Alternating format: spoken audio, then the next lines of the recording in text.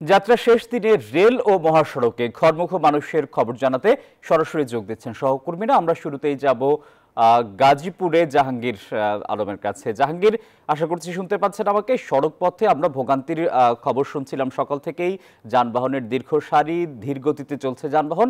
গাজীপুরে এখন কি অবস্থা দেখছেন?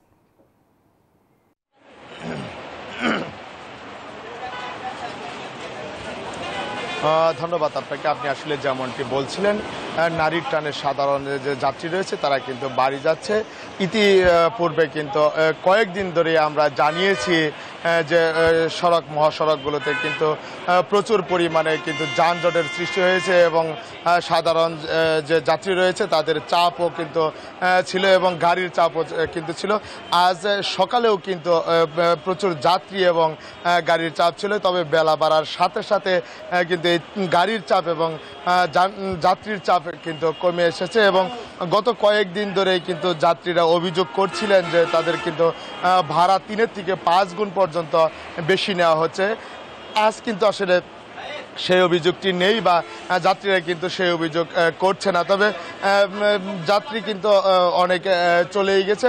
নারী টানে বাড়ি ফেরা যে যাত্রীগুলো তারা বলছিলেন যে খুব স্বস্তিতেই কিন্তু তারা ঈদ করতে চান এবং যে স্বজন আছে এবং স্বজনদের সাথে ঈদের আনন্দটাকে ভাগাভাগি করে নিতেই কিন্তু তারা এই সড়ক পথে কিন্তু তারা তাদের নিজ নিজ গন্তব্যস্থলে পৌঁছেছে। তবে আমি যদি একটু বলি যে এখন কিন্তু আসলে স্বস্তির যাত্রায় রয়েছে, কারণ হলো যে যাত্রী রয়েছে তারা কিন্তু কাল বা পরশু কিন্তু তারা চলে গেছে। আজ কিন্তু যাত্রী এবং গাড়ির চাপ কিন্তু কম রয়েছে। আমি যদি একটু দেখাই যে এখন পর্যন্ত কিন্তু অনেক যানবাহন রয়েছে, এই যানবাহন এবং সেই সাথে কিন্তু যাত্রীও রয়েছে।